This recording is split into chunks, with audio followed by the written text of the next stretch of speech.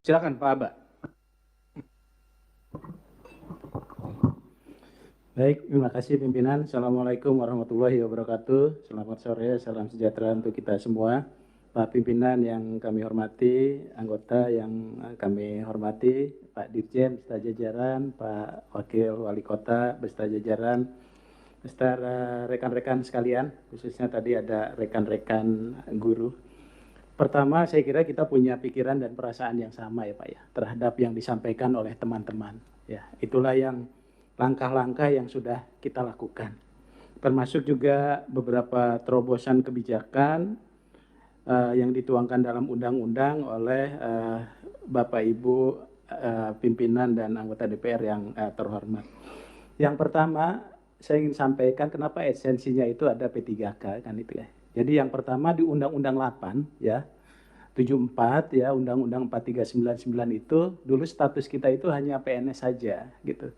Tapi di situ banyak juga tenaga-tenaga honorer, non ASN dan sebagainya yang penghasilannya itu beda-beda Pak.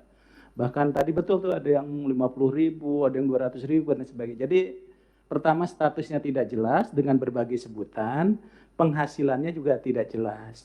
Sehingga banyak teman-teman ini yang dia berdedikasi tinggi, seperti teman-teman tadi yang sudah disampaikan, tapi hak-haknya itu tidak terpenuhi. Tapi jumlahnya ini cukup banyak sekali gitu ya, sehingga lahirnya tadi Undang-Undang 5 2014 ya. Muncullah di situ ASN itu ada PNS, ada P3K. Kenapa ada P3K? Pertama banyak usianya yang melebihi 35 tahun, Pak. Ya. Yang kedua, jenjang pendidikannya juga yang tidak standar. Ketiga, cara masuknya itu tidak kompetitif dan tidak selektif. Sehingga dicarilah afirmasi. Walaupun prinsip dasarnya P3K itu khusus orang-orang yang memiliki keahlian tertentu sesungguhnya Pak. Tapi dalam perjalanannya, akhirnya karena banyak teman-teman tadi, maka diakomodirlah untuk teman-teman yang honorer Pak. Sesungguhnya ini bukan untuk honorer Pak. Ya, bukan untuk honorer, tapi orang-orang yang ahli di bidang tertentu, ada diaspora yang hebat, maka dia ditarik dulu lah jadi P3K. Tapi di dalam prakteknya Pak Pimpinan kan ini untuk mengakomodir itu. Dan saya kira memang tuntutan dari teman-teman tadi merupakan catatan juga Pak bagi kita ke depan. Dengan status ini maka mungkin kita juga perlu mempertimbangkan bukan hanya terkait dengan statusnya, tapi kesetaraan dan kesejahteraannya. Tapi prinsipnya kenapa beda? Ya namanya aja sudah beda, pasti beda Pak gitu ya. Nah oleh sebab itu dari sisi penghasilan tadi mereka itu kan sudah sama seperti disampaikan Pak Ketua tadi ya.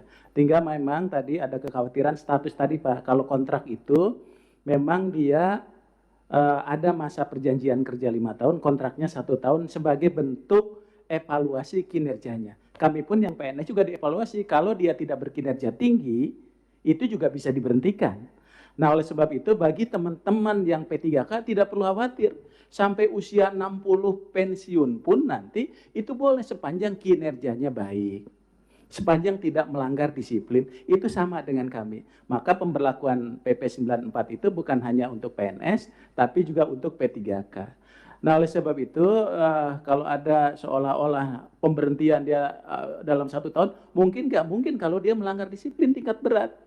Kalau dia tidak berkinerja, anak-anaknya jadi nggak pinter dan sebagainya. Tapi kalau baik jadi guru-guru yang hebat, dia bisa menjadi talenta di instansinya. Maka di Undang-Undang 20 2023 yang diinisiasi oleh DPR itu menyebutkan mobilitas talenta. Talenta itu termasuk ASN, P3K, dan PNS. Bahkan bisa jadi eselon 1 kan dari P3K itu juga teman-teman. Namun demikian kami itu dari Kemenpan tadi ada catatan dia nggak bisa mutasi. Sekarang sudah boleh mutasi sepanjang dalam satu instansinya. Jadi dari unit 1 ke unit lain itu sudah kita perbolehkan sepanjang tidak berganti jabatan. Tapi dia boleh mutasi. Yang kedua pengembangan kompetensinya boleh nggak? Boleh sepanjang tidak mengganggu pekerjaannya. Dan boleh nggak dia dibiayai oleh instansinya? Itu boleh sekali Pak. Nah yang ketiga kita juga sudah buat terobosan supaya teman-teman yang P3K itu boleh nggak melamar jadi PNS? Boleh. Kalau dulu melanggar PNS itu, Pak Ajis, dia harus melamar PNS, dia harus berhenti dari P3K-nya. Sehingga dia ketika PNS nggak diterima, ini udah berhenti gitu kan, kasihan. Sekarang kita bolehkan kalau mereka daftar PNS, itu kalau misal tidak diterima maka boleh lagi balik jadi P3K. Nah kemudian Bapak Ibu teman-teman sekalian, mungkin teman-teman ini masih beruntung Pak Ketua. Tapi teman-teman saudara-saudara kita yang sekarang malah belum jadi P3K, itu juga masih banyak. Ya, nah ini bagi teman-teman yang sudah hadir di sini, saya kira kita syukuri dulu. Kemudian saya kira tadi yang sampaikan Pak Topan, Pak Ajis, Pak Giri dengan Pak pimpinan tadi, Ibu inginkan. Salah satunya tadi mungkin memang basis kita di undang-undang Pak pimpinan. Jadi karena P3K-nya disebut di dalam undang-undang.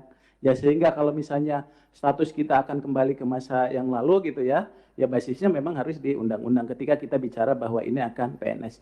Jadi prinsipnya kami dari Kemenpan, dari pemerintah, kalau undang-undangnya itu memungkinkan gitu ya, proses itu, maka tentunya kita akan bersama-sama menjalankan mandat dari undang-undang itu sebagaimana yang kita lakukan saat ini. Barangkali itu Pak, kemudian yang paruh waktu itu juga strategi kita daripada mereka berhenti, sampaikan Pak Ajis itu masa transisi. Jadi kita tekankan kepada kepala daerah, diangkat dulu dan diberikan NIP supaya ada kepastian hukum.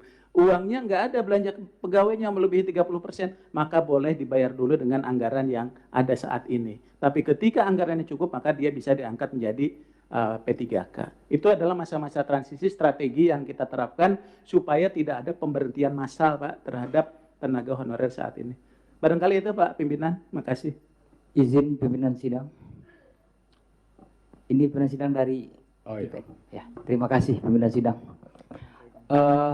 Yang pertama, perkenalkan nama saya Mitiar Hamid Kampai dari Riau, pimpinan sidang. Jadi kemarin kami di tengah halaman kami, Kepala BKN hadir Prof. Zuhdan di salah satu universitas kampus Lancang Kuning. Dan ini sebenarnya ada dua, ibarat mata uang ada dua, ada sisi positif dan ada negatifnya.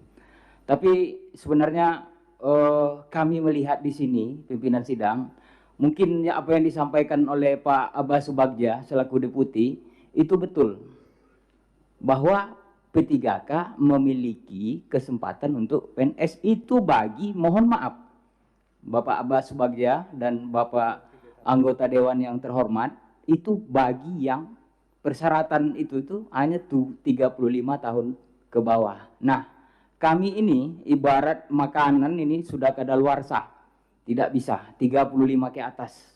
Nah, inilah yang sebenarnya yang secara konkret, kalau dalam hierarki aturan di negara kita itu yang paling tinggi itu adalah undang-undang. Kalau di pondok pesantren itu kitab kuning namanya. Kalau di negara kita undang-undang, kalau dalam Islam itu Al-Quran dan hadis. Nah, hari ini yang mesti kita konkretkan, kami meminta, mungkin jutaan kawan-kawan berharap kepada kami hari ini, mungkin kami 31 orang. Tapi di belakang kami, dari Sabang sampai Merauke, dari Pulau Londe sampai Pulau Rote, itu menginginkan informasi soal nasib mereka yang 1.300.400 itu P3K yang membutuhkan wisdom, kebijakan dari gedung hari ini. Jadi kami mohon kepada Bapak pimpinan dan juga Bapak anggota DPR yang terhormat ini, agar kami juga diberikan pengakuan dan penghargaan oleh negara yang 35 tahun ke atas itu melalui dimasukkan dalam pasal sebuah undang-undang. Karena mungkin nanti kalau kita minta PP, nanti mohon maaf, kami lihat tidak mungkin perda kalah sama undang-undang. Tentu undang-undang paling tinggi. Nah, jadi kami mohon maaf, ingin menyampaikan sedikit, kita kunci di undang-undang Bapak Ibu. Kalau undang-undang sudah bicara, siapa yang melanggar itu kena bisa di PT UN kan dan bisa judicial review. Jadi kami berharap kita harus kembali ke konstitusi negara kita, bahwasanya keadilan bagi seluruh rakyat Indonesia. Mungkin itu yang bisa sampaikan. Demikian, Assalamualaikum warahmatullahi wabarakatuh. Baik, terima kasih. Bapak Ibu yang Terusin. hormati, sebentar, Oh, iya. sebentar. Ini soalnya tadi kita sudah lewat dari jam 4, sekarang jam 5. Kita sudah menangkap maunya IPN apa? Ini baru satu IPN. Masih ada nanti Iya. kawan-kawan lagi yang lainnya, pasti Oke. datang. Sebentar, Bu. Tapi untuk merubah undang-undang, ini sebetulnya memang kita lagi ada panja. Ya, Panja revisi undang-undang ASN. ya. Nanti kita masukan-masukan kawan-kawan ini kita akan bahas. Membuat undang-undang itu harus kesepakatan antara pemerintah dengan DPR. Kalau dari kita sih oke-oke aja. Tinggal pemerintahnya siap atau tidak. Karena itu kesepakatan bersama. Tapi yang jelas usulan Bapak Ibu kita akan masukkan. Ingat nggak dulu afirmasi? Ya. Itu kan perjuangan DPR juga.